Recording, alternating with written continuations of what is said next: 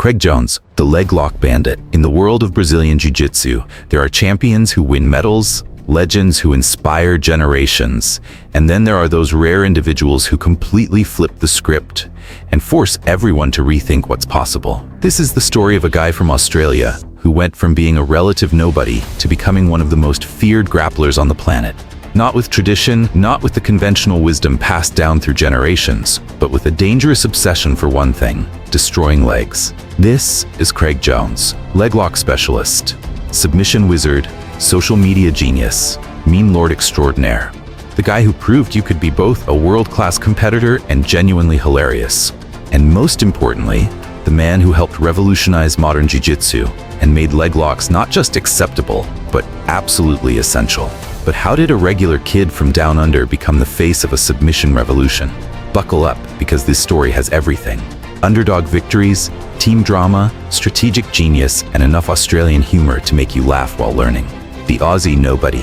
Craig Jones wasn't born into a martial arts dynasty. There was no legendary instructor for a father, no family legacy to uphold. Growing up in Adelaide, Australia, he was just a regular kid who stumbled into jiu-jitsu the way most of us stumble into our life's passion, kind of by accident, with no real plan, just curiosity. He started training as a teenager, and while he showed promise and natural athleticism, nobody was predicting he'd become a world beater. Let's be honest, Australia wasn't exactly a BJJ powerhouse back then. This wasn't Brazil with its legendary academies on every corner. This wasn't California with its celebrity-studded training rooms. This was Australia, where jiu-jitsu was still relatively underground, still finding its footing. But Craig had something that would prove more valuable than any pedigree: an open mind and a willingness to explore the techniques that most people ignored or actively avoided. While everyone else was perfecting their guard passes, drilling their sweeps, and religiously studying the traditional Gracie playbook, Craig became fascinated with leg locks. Now, you have to understand, at the time, leg locks were controversial. Traditional BJJ schools looked down on them. They were considered cheap techniques, shortcuts for people who couldn't hack it with real jiu-jitsu. Some instructors wouldn't even teach them. The IBJJF, the sport's biggest organization, banned most of them at lower belt levels. But Craig saw opportunity where others saw taboo. He saw submissions that could end matches in seconds, techniques that were underexplored and misunderstood. So while his peers were playing the traditional game, Craig was becoming a specialist in the very thing everyone else was ignoring. And that obsession with the unconventional? It was about to shock the entire grappling world. The breakout ADCC, the Abu Dhabi Combat Club World Championships, is the Olympics of grappling. It happens every 2 years, and it's where the absolute best in the world come to prove themselves. The rule set favors aggression and finishing. The competitors are killers. The stakes are enormous, and in 2017, Craig Jones walked into ADCC as a relative unknown, an Australian brown belt who'd qualified through the Oceania trials. Nobody expected much from the guy with the mullet and the laid-back Aussie demeanor. The bookmakers certainly weren't putting money on him. The commentators barely mentioned his name in their previews. But then, he started winning, and not just winning, demolishing opponents. Match after match, Craig dismantled high-level black belts with his leg lock game. Heel hooks that came from nowhere, knee bars that twisted opponents into pretzels, inside sankakus that left seasoned competitors confused and tapping frantically. He wasn't just winning, he was making world-class grapplers look completely unprepared for what he was bringing to the mat. The jiu-jitsu community started paying attention. Who was this Australian kid? Where did he come from? And how was he making this look so easy? And then came the match that would define his career. Craig faced Leandro Lo, a multiple-time world champion, one of the greatest Brazilian jiu-jitsu competitors of all time, a living legend with more medals than most academies combined. And Craig submitted him. Clean, technical, devastating, a heel hook that left no doubt. The crowd went absolutely silent for a moment, processing what they'd just witnessed. Then erupted. The impossible had just happened. An unknown Australian had just beaten one of the sport's biggest names using a technique most people didn't even train.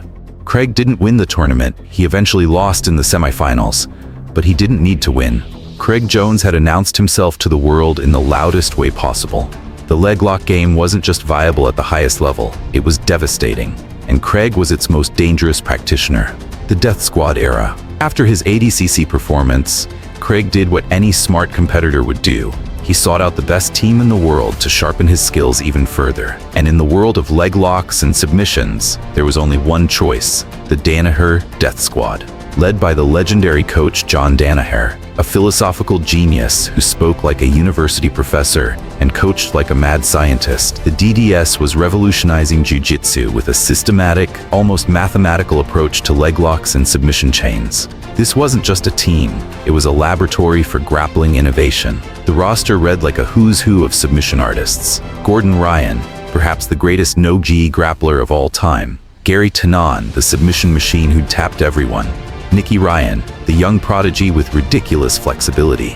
And now, Craig Jones, the Australian with the killer instinct and the sense of humor. Craig fit in perfectly with the squad's mentality.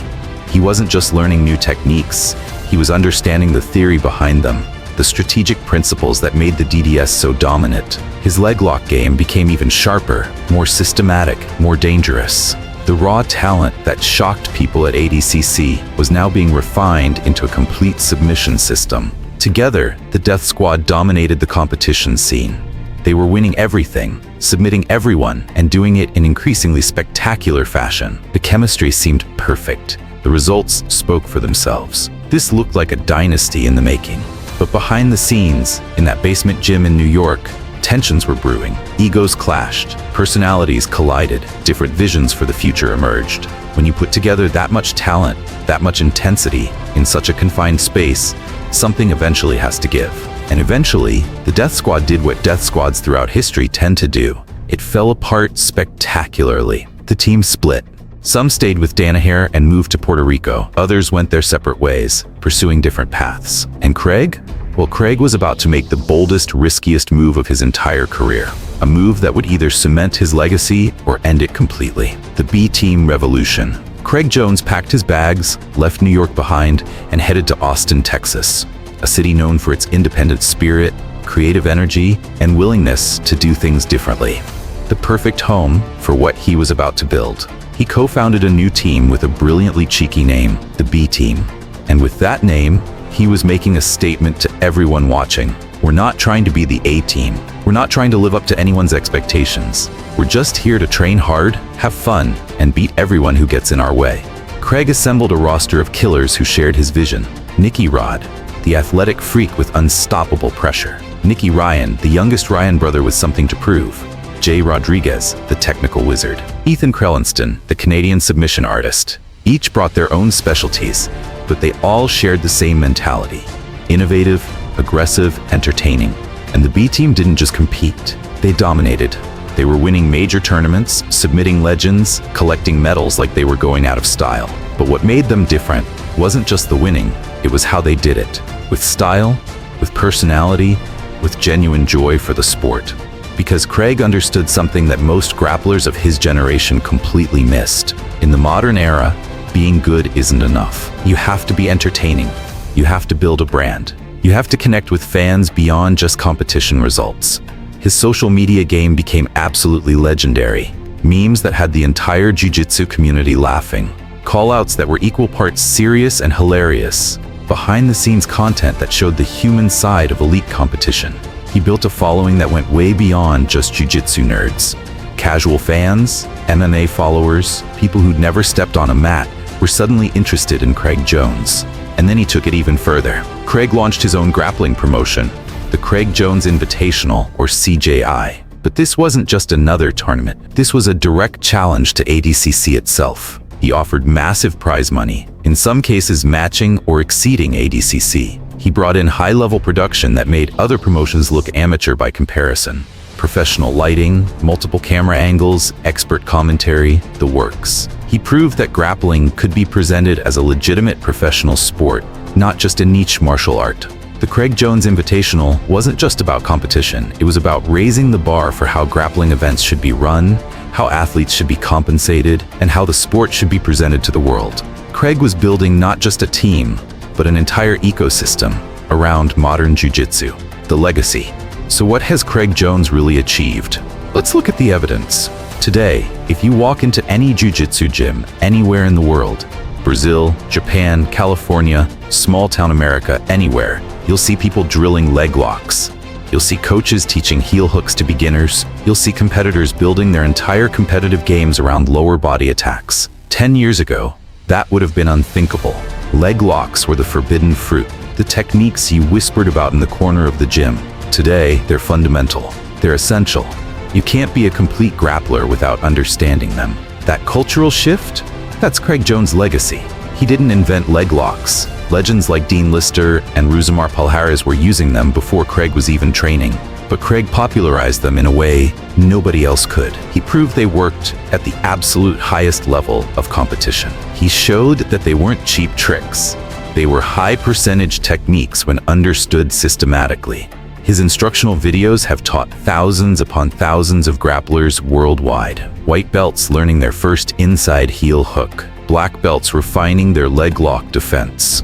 Everyone in between, absorbing the systematic approach that made Craig so dangerous. His competition performances continue to inspire a new generation of grapplers who realize you don't have to be a traditional Brazilian Jiu-Jitsu player to reach the top.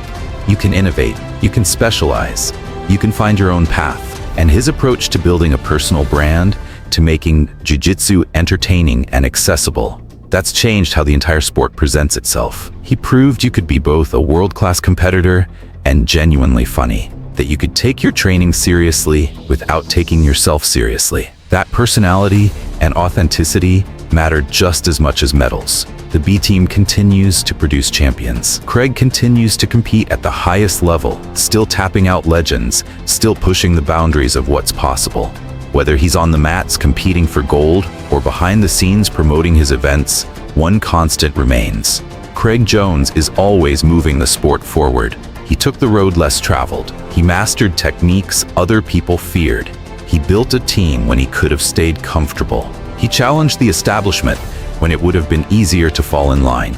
And through it all, he never lost his sense of humor, his authenticity, or his love for the sport. That's what makes Craig Jones more than just a great grappler. He's a pioneer who proved that in jiu-jitsu and in life, sometimes the best strategy is to find what everyone else is ignoring and become the absolute best at it. From Adelaide to ADCC, from the Death Squad to the B team, from unknown prospect to global icon, Craig Jones proved that you don't have to follow the traditional path to become a legend. You don't need to be born in Brazil. You don't need a famous instructor. You don't need to play by the old rules. You just have to be willing to take risks, to master your craft with obsessive dedication, to stay authentic no matter how much success you achieve, and maybe, just maybe, to destroy a few legs along the way.